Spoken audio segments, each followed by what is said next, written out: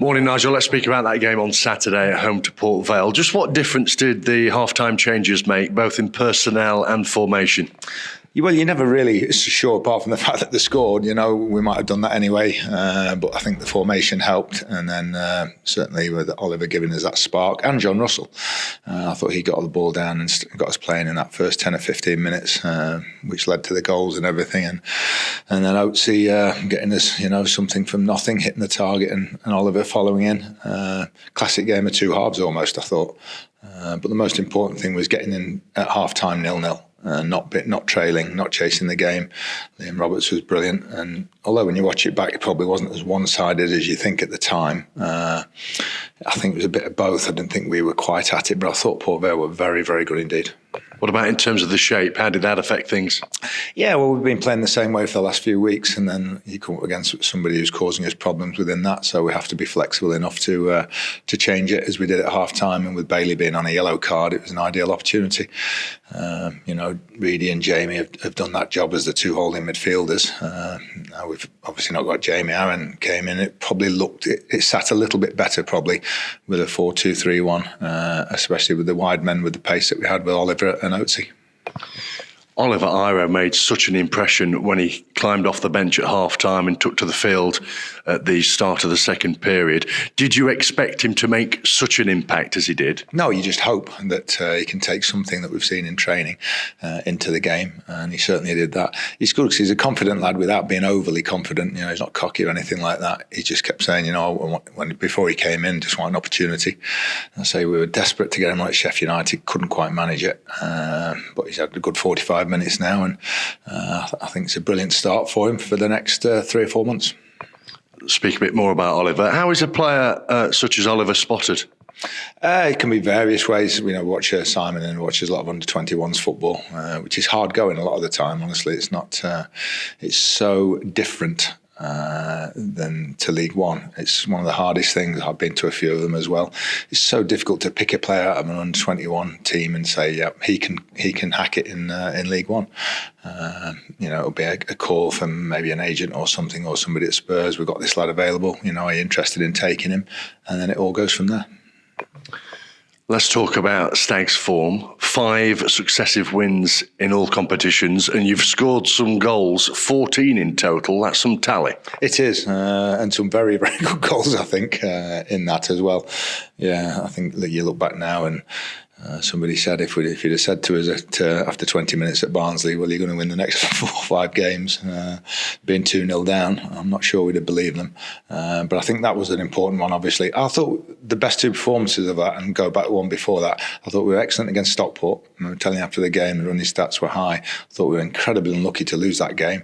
So I thought the Stockport and the Bradford were probably as good of performances within that. Sheffield United, obviously, in the Cup. And we've sort of managed to grind out the others in varying forms, which is important to find a way to win. So I think the goals have been the highlight of it. But we've had to show a lot of different characteristics, I think, over those 5 games to get the victories. It's exciting football as well, isn't it? Well, you hope it is. We've always tried to do that. The last 4 or 5 years, I think we've always tried to score goals or create chances. You can't always control that final pass or that final finish, but we've always tried to be positive and create chances home and away.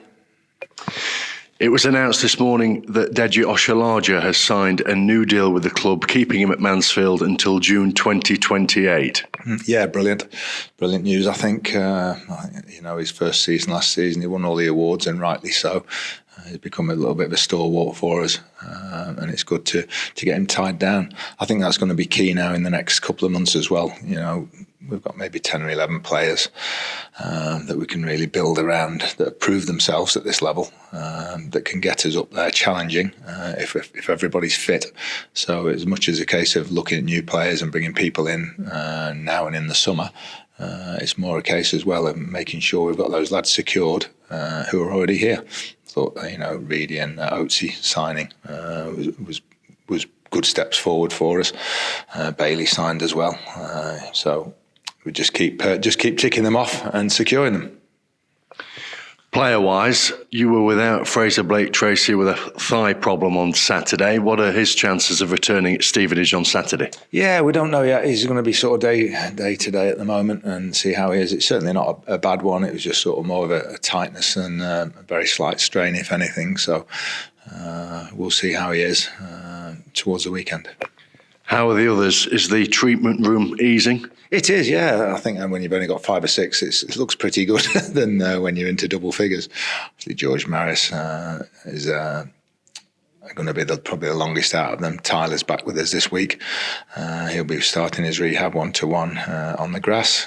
Kyle Noyle's not too far away. Obviously, there's Jordan as well, and Fraser. So, yeah, 5 or 6. Joe Gardner's still in sort of non-contact. He's waiting for some more tests, I think, and reports this week. So we'll know a bit more about him probably next week. We spoke after the game on Saturday about Jamie McDonald's recall to Nottingham Forest, and then it was confirmed the day after that he joined Oxford United. From Stag's point of view, are you looking for a replacement now? It was a little bit unsure at that time. Yeah, we still are because we have a very good squad. It's just which people can do that job. We've got no problem with Aaron doing it. It's just after that, if Aaron or Lewis Reed gets a knock, then it would who would go in there and replace them. So yeah, we're having a chat about it this week, but they've got to be good enough, you know. We've got to be a little bit different to the others. We've got quite a few attacking midfielders, you know. We've got Regan, we've got John Russell, we've got, Oliver come in and so on. So George Maris has done that, but would rather play further forward. So it's a specialist position. And we said when we brought Jamie in, there's not too many out there like him with his attributes, and that's still the case. But if there is one, then we think we'll pursue it. And might that be it this January then, business-wise, that potential replacement for McDonald? Yeah, that could be it. If we don't get one, we don't get one. We go with what we've got, and we're happy with that. I think we've said all along we've been pretty pleased with the squad, right from going back to August. Unfortunately, it was decimated by injuries, so we've had to do a little bit of business, which we're pleased with so far in January, bringing the 3 lads in. But there's always scope if something good enough pops up.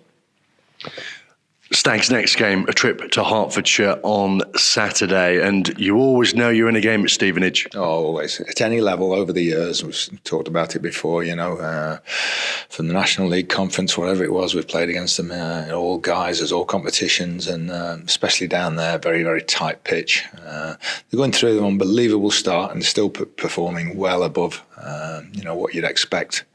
And they're still there or thereabouts, and Alex has done incredible really with them.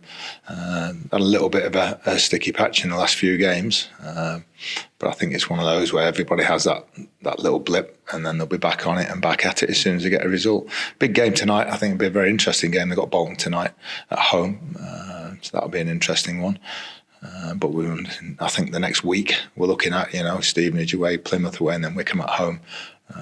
Big week and a tough week. Stevenage always seem to make it a very difficult game, don't they? The way they close you down, they try not to give you an inch. That's it, and I think the whole thing is based on that. I saw Alex's interview, I think it disappointed on the Saturday, the defeat, and he said it wasn't, the performance wasn't what they're about. And I think it's happening all throughout football. You look at Man City and the Manchester derby, looked a shadow of what they were probably, even at Newcastle. And I think when you've had such an incredible start and everything, it's so difficult to maintain that. You're going to have these little dips, but they're still an extremely good team with a good squad.